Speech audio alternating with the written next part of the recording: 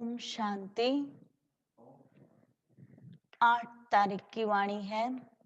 मुरली का सार है, मीठे बच्चे, बाप जो है जैसा है उसे यथार्थ पहचान कर याद करो। इसके लिए अपनी बुद्धि को विशाल बनाओ। मीठे बच्चे, बाप जो है जैसा है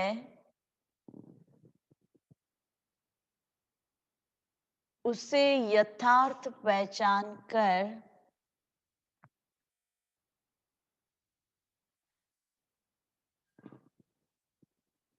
याद करो।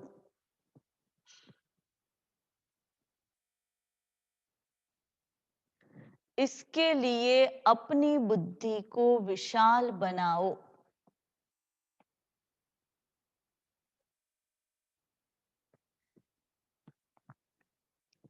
प्रश्न है, बाप को गरीब निवाज क्यों कहा गया है?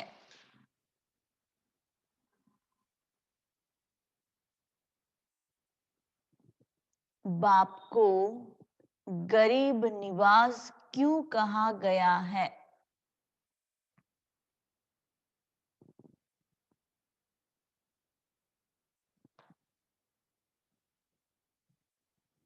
उत्तर, क्योंकि इस समय जब सारी दुनिया गरीब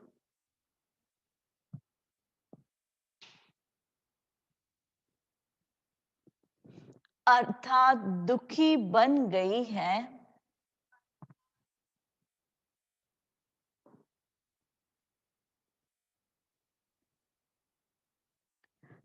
तब बाप आए हैं सबको सुख दुख से छुड़ाने।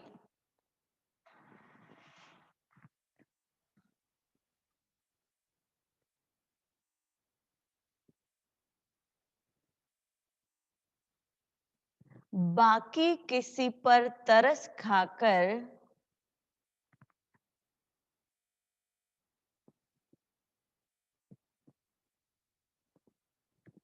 कपड़े दे देना, पैसे दे देना,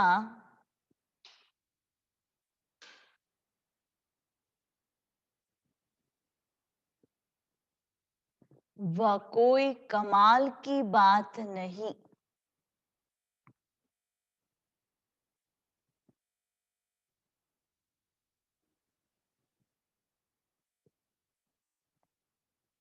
इससे वह कोई साहूकार नहीं बन जाते।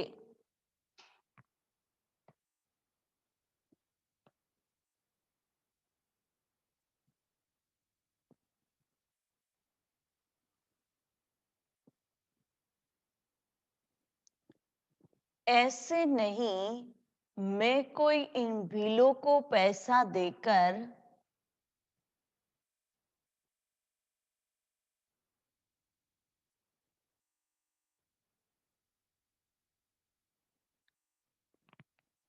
गरीब निवाज कहलाऊंगा।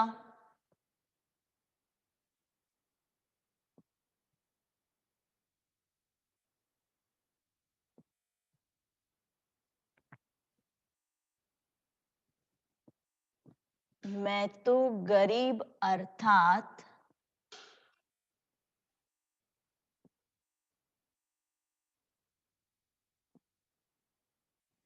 पतितों को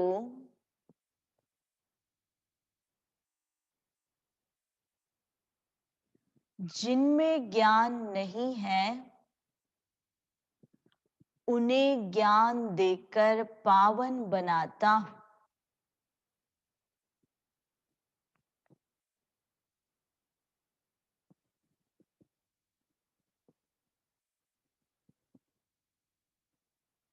गीत है, यही बहार है दुनिया को भूल जाने की। ओम शांति। मीठे मीठे बच्चों ने गीत सुना।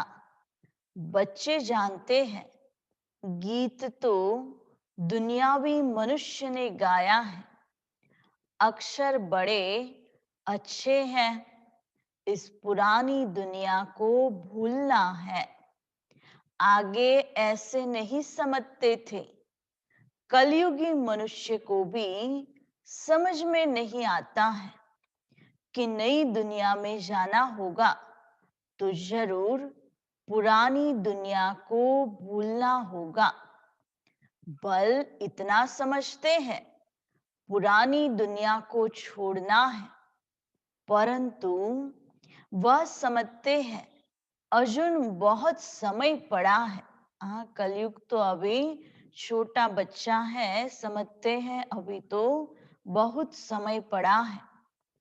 नई सो पुरानी होगी यह तो समझते हैं, परंतु लंबा टाइम डालने से भूल गए हैं।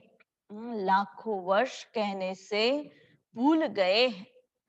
तुमको अब स्मृति दिलाई जाती है, अभी नई दुनिया स्थापन होती है, इसलिए पुरानी दुनिया को भूलना है। भूल जाने से क्या होगा? हम यह शरीर छोड़ नई दुनिया में जाएंगे, परंतु अज्ञान काल में ऐसी ऐसी बातों के अर्थ पर किसी का ध्यान नहीं जाता। कि क्यों इस दुनिया को भूल जाना है। जिस प्रकार बाप समझाते हैं, ऐसे कोई भी समझाने वाला नहीं है। तुम इनके अर्थ को समझ सकते हो। यह भी बच्चे जानते हैं, बाप है बहुत साधारण, अनन्य। अच्छे अच्छे बच्चे भी पूरा समझते नहीं है, भूल जाते हैं कि इनमें शिव बाबा आते हैं, कोई भी डायरेक्शन देते हैं तो समझते नहीं कि यह शिव बाबा का डायरेक्शन है। शिव बाबा को सारा दिन जैसे भूले हुए हैं, पूरा न समझने के कारण वह काम नहीं करते, माया याद करने नहीं देती, स्थायी व याद ठहरती नहीं। मेहनत करते करते पिछाड़ी में आखिर वह अवस्था होनी जरूर है। ऐसा कोई भी नहीं जो इस समय कर्मातीत अवस्था को पा ले। अभी क्या करते हैं सभी? पुरुषार्थ करते, मेहनत करते, लेकिन बाबा कहते आखिर वह दिन भी आएगा जब कर्मातीत अवस्था को पा लेंगे। बाप जो है, जैसा है, उनको जानने में बड़ी बुद्धि चाहिए। विशाल बुद्धि चाहिए, जो बाप को जो है जैसा है उसी रीति पहचान सके। तुमसे पूछेंगे, बाप दादा गरम कपड़े पहनते हैं? बाप दादा गरम कपड़े पहनते हैं? कहेंगे दोनों को पड़े हुए हैं। शिव बाबा कहेंगे मैं थोड़े ही गरम कपड़े पहनूंगा, मुझे ठंड नहीं लगती, क्योंकि बाबा तो अशरीरी है। हाँ, जिसमें प्रवेश किया है उनको ठंडी लगेगी, मुझे तो न भूख न प्यास कुछ नहीं लगता, मैं तो निर्लेप हूँ। बाबा कहते हैं इन सबसे क्या हूँ? निर्लेप हूँ, न्यारा हूँ। सर्विस करते हुए भी इन सब बातों से न्यारा हूँ। मैं खाता पीता नहीं हूँ। जैसे एक साधु भी कहता था ना, मैं न खाता हूं न पीता हूं। उन्होंने फिर आर्टिफिशियल वेश धारण कर लिया है। वास्तव में तो एक बाबा ही क्या है, इन सबसे न्यारा है। देवताओं के नाम भी तो बहुतों ने रखे हैं, और कोई धर्म में देवी देवता बनते नहीं हैं। यहाँ कितने मंदिर हैं, बाहर में तो एक शिव बाबा को ही मानते हैं। बुद्धि भी कहती है फादर तो एक होता है, फादर से ही वर्षा मिलता है। तुम बच्चों की बुद्धि में है कल्प के इस पुरुषोत्तम संगम युग पर ही बाबा से वर्षा मिलता है। जब हम सुखधाम में जाते हैं तो बाकी सब कहाँ जाएंगे, शांति धाम में रहते हैं। तुम्हारे में भी यह समझ नंबरवार है। अगर ज्ञान के विचारों में रहते हैं तो उन्हों के बोल ही वह निकलेंगे। तुम रूप बसंत बन रहे हो बाबा द्वारा। तुम रूप भी हो और बसंत भी हो। बाबा ज्ञान देकर रूप भी और बसंत भी बनाते। दुनिया में और कोई कह न सके कि हम रूप बसंत हैं। तुम अभी पढ़ रहे हो, पिछाड़ी तक नंबरवार पुरुषार्थ अनुसार पढ़ लेंगे। शिव बाबा हम आत्माओं का बाप है ना। यह भी दिल से लगता तो है ना। भक्ति मार्ग में थोड़े दिल से लगता है। यहाँ तुम सम्मुख बैठे हो, तो यह फीलिंग आती है कि शिव बाबा हम आत्माओं का बाप है। भक्ति में तो यह महसूसता होती नहीं। भल ईश्वर भगवान हम कहते थे। समझते हो बाप फिर इस समय ही आएंगे, फिर कोई और समय बाप को आने की दरकार ही नहीं। एक संगम युग पर ही बाप आते हैं, फिर तो कोई सतयुग त्रेता या द्वापर में आने की दरकार नहीं। सतयुग से त्रेता तक आना नहीं है, द्वापर से कलयुग तक भी आने का नहीं है। वह आते ही है कल्प के संगम युग पर। बाप है भी गरीब निवाज, अर्थात सारी दुनिया जो दुखी गरीब हो जाती है उनका बाप है। इनके दिल में क्या होगा, हम गरीब निवाज हैं, सबका दुख अथवा गरीबी मिट जाए, वो तो सिवाय ज्ञान से कम हो न सके।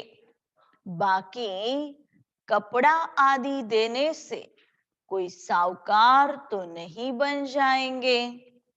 करके गरीब को देखने से दिल होंगी इनको कपड़ा दे दे, क्योंकि याद पड़ता है ना मैं गरीब निवाज हूं। तो बाबा कहते कितना भी स्थूल चीज वस्तु उनको दो, उससे उनकी गरीबी नहीं दूर होगी। बाबा तो आकर ज्ञान धन देते हैं। साथ साथ यह भी समझता हूं मैं गरीब निवास कोई इन भीलों के लिए ही नहीं हूं।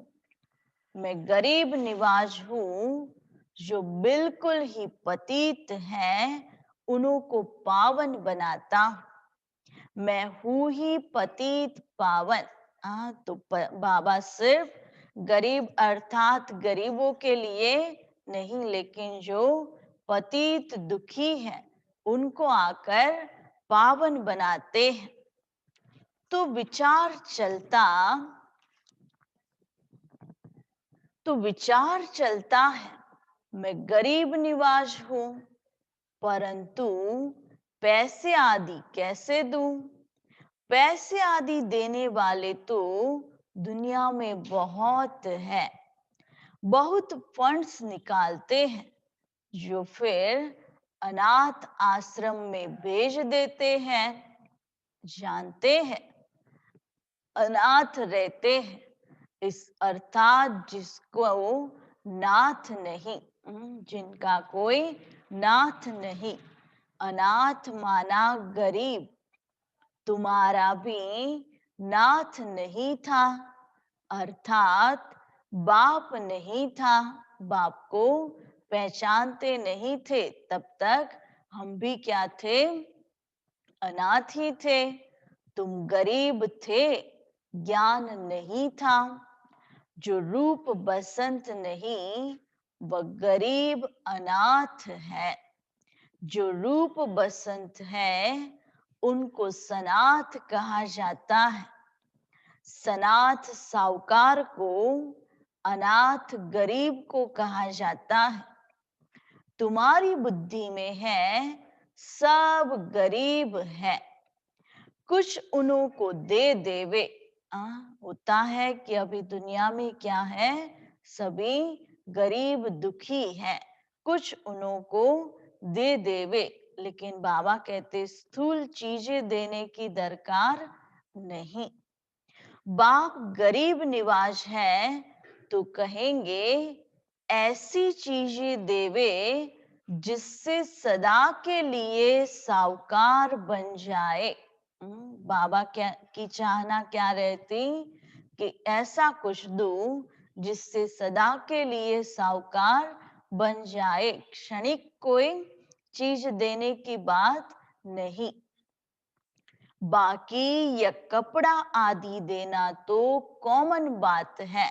जो दुनियावी मनुष्य भी अभी साहूकार लोग भी वो दान करते रहते, लेकिन बाप आकर ऐसे किसी की नहीं देते।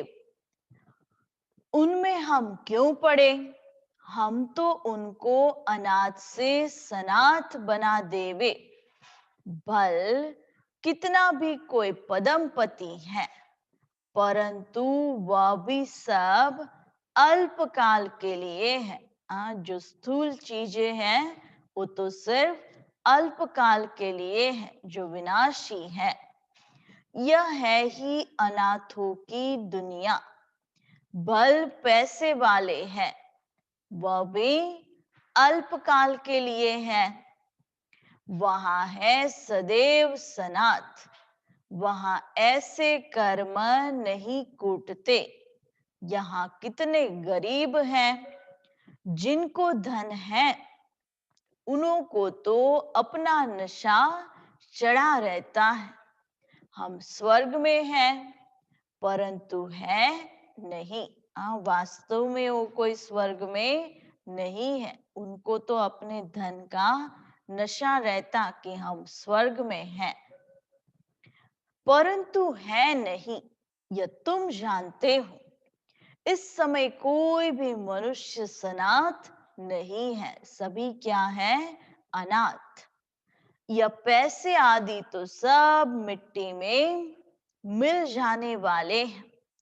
मनुष्य समझते हैं हमारे पास इतना धन है जो पुत्र पौत्रे खाते रहेंगे, परंपरा चलता रहेगा। परंतु ऐसे चलना नहीं है। यह तो सब विनाश हो जाएगा।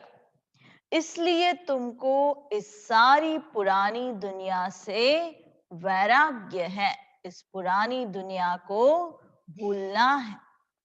तुम जानते हो नई दुनिया को स्वर्ग, पुरानी दुनिया को नरक कहा जाता है।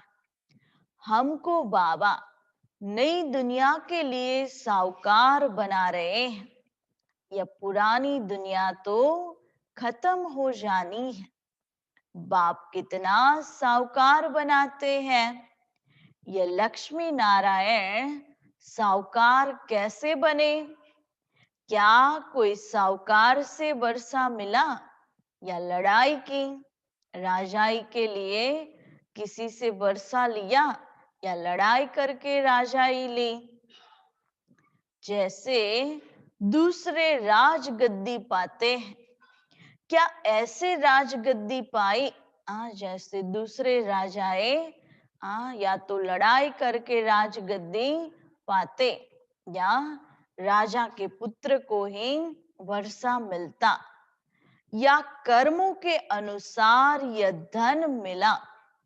बाप का कर्म सिखलाना तो बिल्कुल ही न्यारा है। कर्म अकर्म विकर्म अक्षर भी क्लियर है ना। शास्त्रों में कुछ अक्षर हैं, आटे में नमक जितने रह जाते हैं।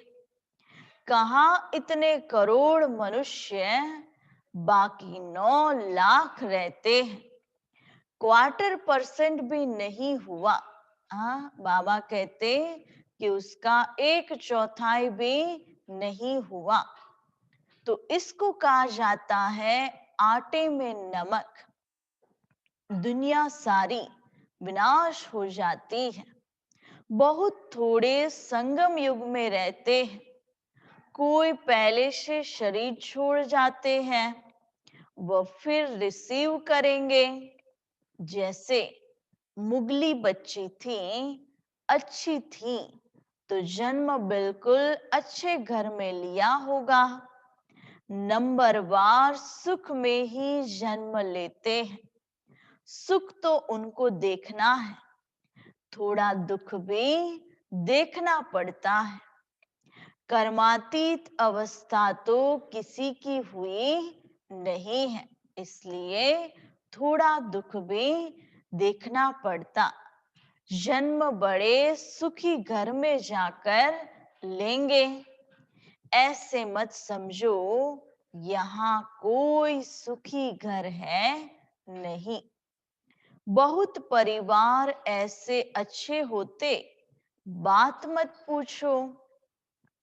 बाबा का देखा हुआ है, बहुएं एक ही घर में ऐसे शांत मिलाप में रहती हैं, जो बस सभी साथ में भक्ति करती है, गीता पढ़ती है।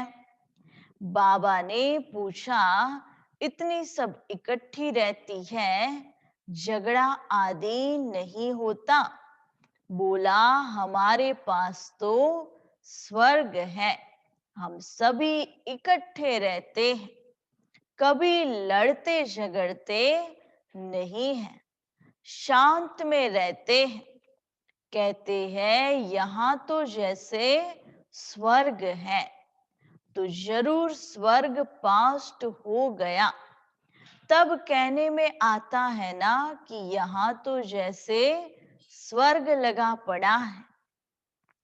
परंतु यहाँ तो बहुतों का स्वभाव स्वर्गवासी बनने का दिखाई नहीं देता। दास दासिया भी तो बनने हैं ना, या राजधानी स्थापन होती है। बाकी जो ब्राह्मण बनते हैं, वह देवी घराने में आने वाले हैं, परंतु नंबरवार है। कोई तो बहुत मीठे होते हैं, सबको प्यार करते रहेंगे, कभी किसी को गुस्सा नहीं करेंगे। गुस्सा करने से दुख होता है।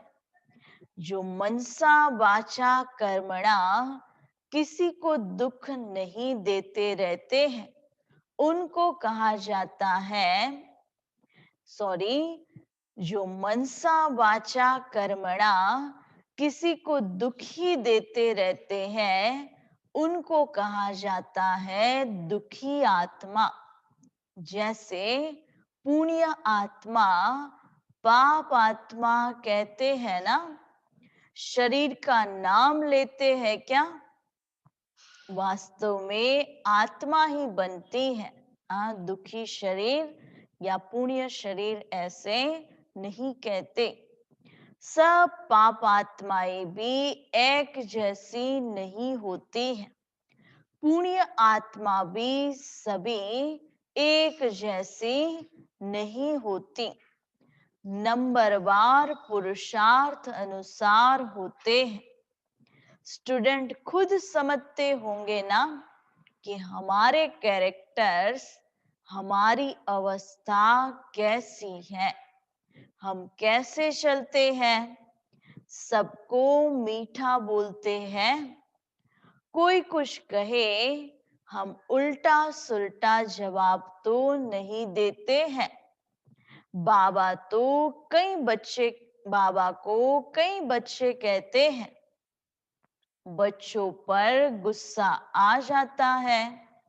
बाबा कहते हैं जितना हो सके प्यार से काम लो, निर्मोही भी बनना चाहिए। या तो तुम बच्चे समझते हो हमको यह लक्ष्मी नारायण बनना है, एम ऑब्जेक्ट सामने खड़ी है, कितनी ऊंच एम ऑब्जेक्ट है, पढ़ाने वाला भी हाईएस्ट है। श्री कृष्ण की महिमा कितनी गाते हैं, सर्वगुण संपन्न, 16 कला संपूर्ण, संपूर्ण निर्विकारी, मर्यादा पुरुषोत्तम। अब तुम बच्चे जानते हो हम वह बन रहे हैं, जो महिमा हम गाते थे अभी वह हम बन रहे हैं। तुम यहाँ आए हो यह बनने के लिए, तुम्हारी यह सच्ची सत्यनारायण की कथा है, नर से नारायण बनने की। अमर कथा है अमरपुरी में जाने की। कोई सन्यासी आदि इन बातों को नहीं जानते, कोई भी मनुष्य मात्र को ज्ञान का सागर या पतित पावन नहीं कहेंगे। जो बाप के लिए जो टाइटल है वो कोई देहधारी मनुष्य को दे न सके, जबकि सारी सृष्टि ही पतित है, तो हम पतित पावन किसको कहें। यहाँ कोई पुण्य आत्मा हो न सके। बाप समझाते हैं यह दुनिया पतित है, तो यहाँ कोई देहधारी पतित पावन हो न सके। श्री कृष्ण है अव्वल नंबर। पहले नंबर पर कौन है, श्री कृष्ण। उनको भी भगवान नहीं कह सकते, जबकि वो पहले नंबर पे हैं तो भी उनको यह टाइटल नहीं दे सकते। तो अभी कलयुगी आत्माओं को तो हम ज्ञान का सागर या पतित पावन यह टाइटल दे न सके। जन्म मरण रहित एक ही निराकार बाप है, गाया जाता है शिव परमात्माए नमः। ब्रह्मा विष्णु शंकर को देवता का, फिर शिव को परमात्मा कहते हैं, तो शिव सबसे ऊपर हुआ ना, वह है सबका बाप। वर्षा भी बाप से मिलना है। सर्वव्यापी कहने से वर्षा नहीं मिलता है। बाप स्वर्ग की स्थापना करने वाला है, तो जरूर स्वर्ग का वर्षा ही देंगे। ये लक्ष्मी नारायण है नंबर 1। पढ़ाई से यह पद पाया है। भारत का प्राचीन योग क्यों नहीं मशहूर होगा, जिससे ही यह पद प्राप्त करते, जिससे मनुष्य विश्व का मालिक बनते हैं। उसको कहते हैं सहज योग, सहज ज्ञान है भी बहुत सहज। एक ही जन्म के पुरुषार्थ से कितनी प्राप्ति हो जाती है। 21 जन्मों की प्राप्ति हो जाती।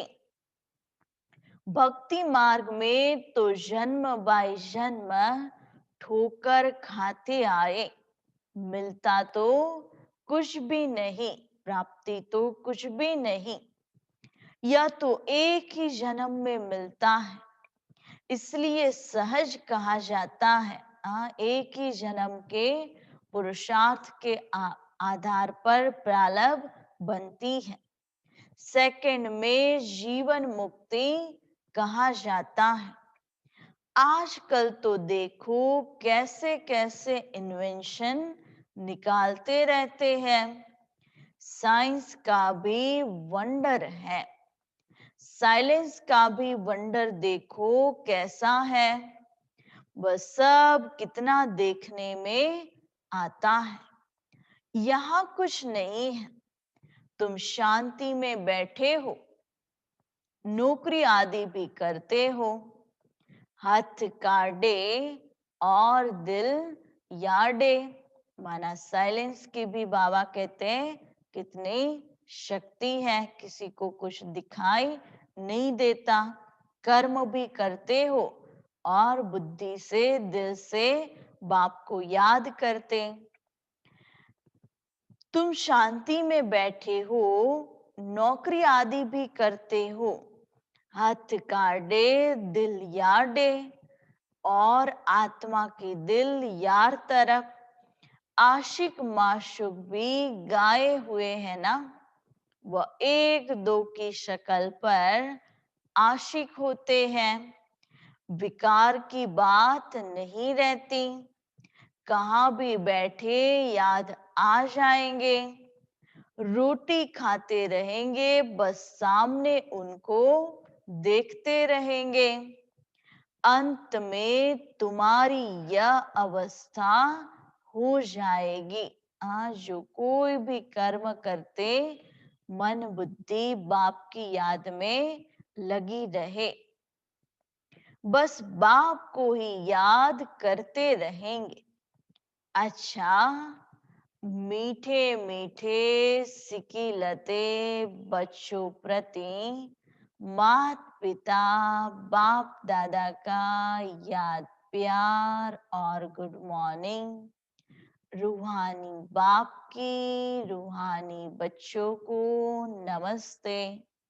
हम रूहानी बच्चों की रूहानी बाप दादा को याद प्यार नमस्ते नमस्ते नमस्ते। धारणा के लिए मुख्य सार, पहली पॉइंट है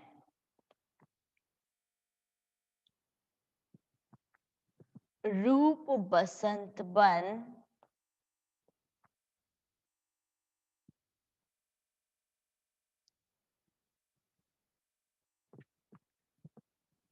मुख से सदा सुखदाई बोल बोलने हैं।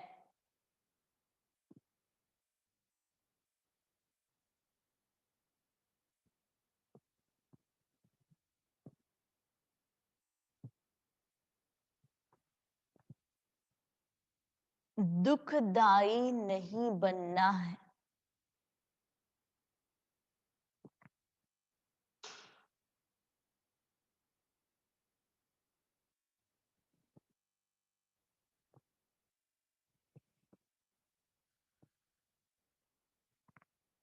ज्ञान के विचारों में रहना है।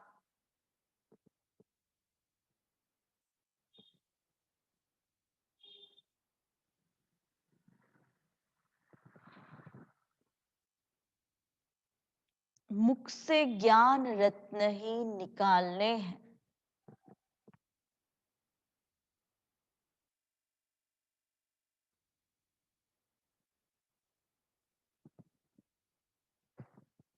दूसरी पॉइंट,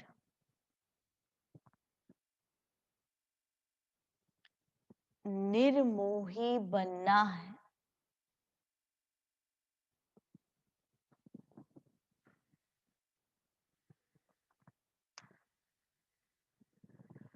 हर एक से प्यार से काम लेना है, गुस्सा नहीं करना है।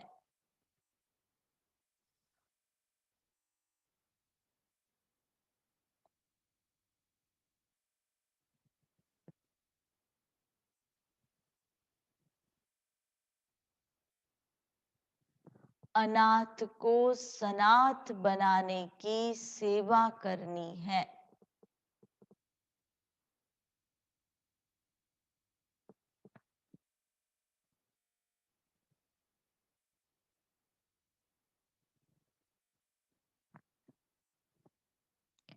वरदान,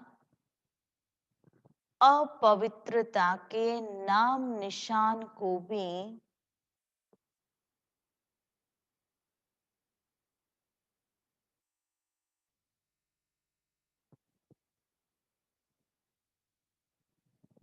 समाप्त कर हिज होलीनेस का टाइटल प्राप्त करने वाले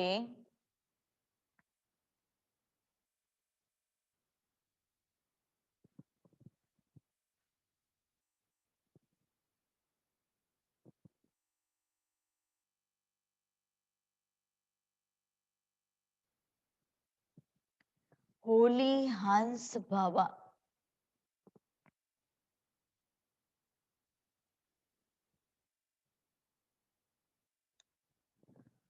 अपवित्रता के नाम निशान को भी समाप्त कर हिज होलीनेस का टाइटल प्राप्त करने वाले होली हंस भव।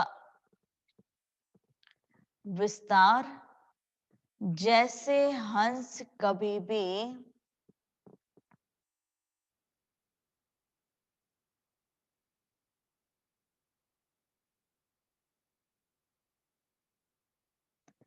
कंकड़ नहीं चुगते,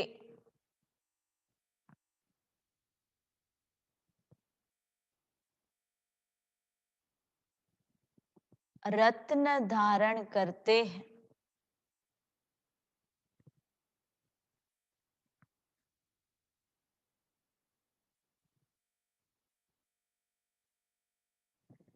ऐसे होली हंस किसी के अवगुण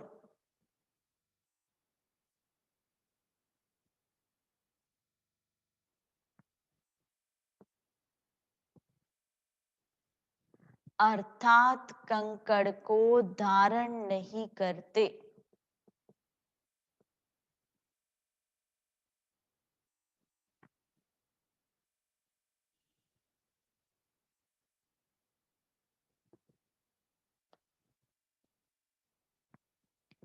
वे व्यर्थ और समर्थ को अलग कर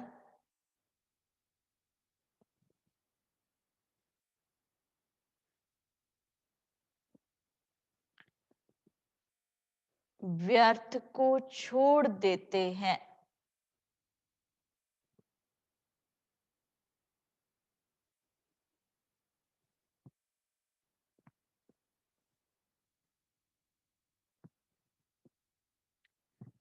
समर्थ को अपना लेते हैं।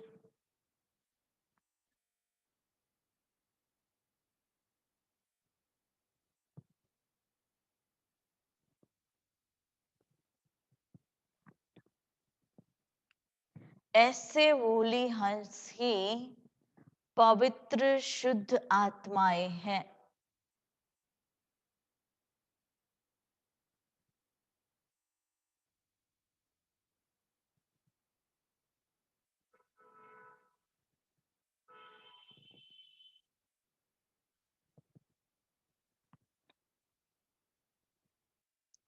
उनका आहार व्यवहार सब शुद्ध होता है।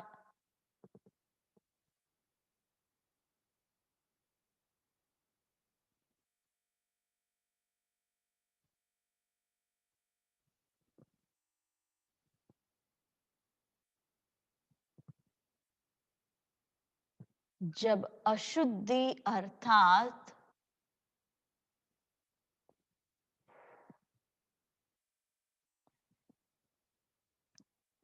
अपवित्रता का नाम निशान भी समाप्त हो जाए,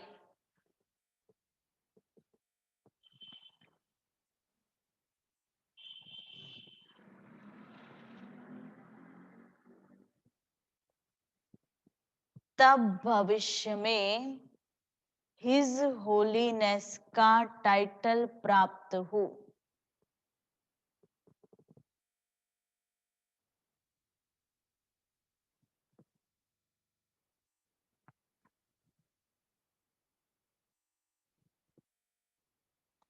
इसलिए कभी गलती से भी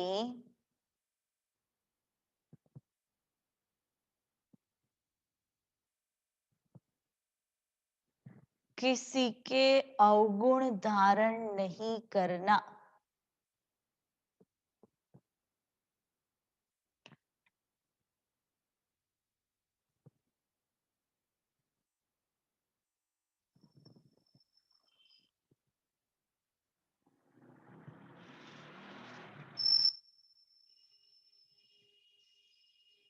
स्लोगन,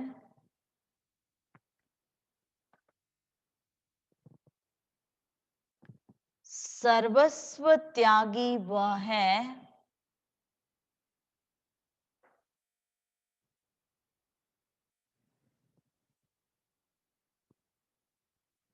जो पुराने स्वभाव संस्कार के वश का भी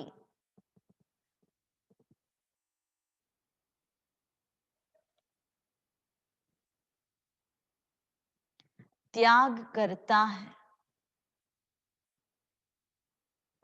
जो पुराने स्वभाव संस्कार के वंश का भी त्याग करता है।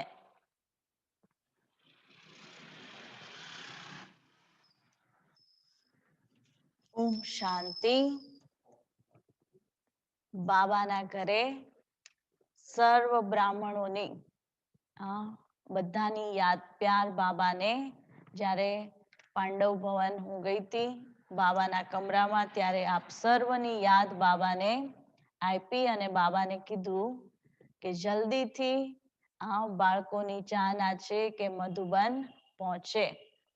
તો મુન્ની બેને પણ એવો પ્રોગ્રામ બનાવ્યો છે કે એક બાબા મિલન અને એક ભઠ્ઠી. તો સબઝોનમાંથી જ્યારે પણ આપણને ડાયરેક્શન મળશે તો આપ સર્વને પણ બાબાના ઘરે જવાનો ચાન્સ અચૂક મળશે. પણ બાબાના ઘરે જવા માટે પહેલા આપણે તનથી અને મનથી સ્વસ્થ રહેવું પડશે. કેમ કે ત્યાં જઈને કાંઈ આપણે બીમાર થઈએ કે કંઈ પણ થાય તો એટલા માટે પહેલેથી અહીંયાથી સ્વસ્થ હશું તો બાબાના ઘરે કોઈ પણ પ્રકારનો પ્રોબ્લેમ ન થાય. તો ભઠ્ઠીની ડેટ પણ આપણને સબઝોનમાંથી મળશે અને ડાયરેક્શન મળશે એ પ્રમાણે આપ સર્વને પણ ત્યારે જણાવીશું. ઓમ શાંતિ.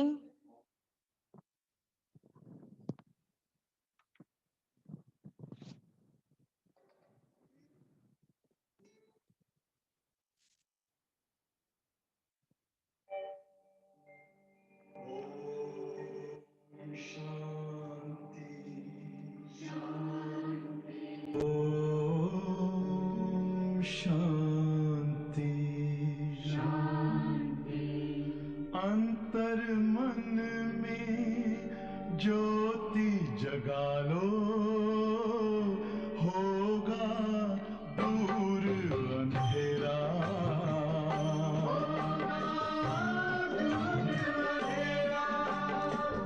शिव का कर लो ध्यान आ रहा पावन पुण्य सवेरा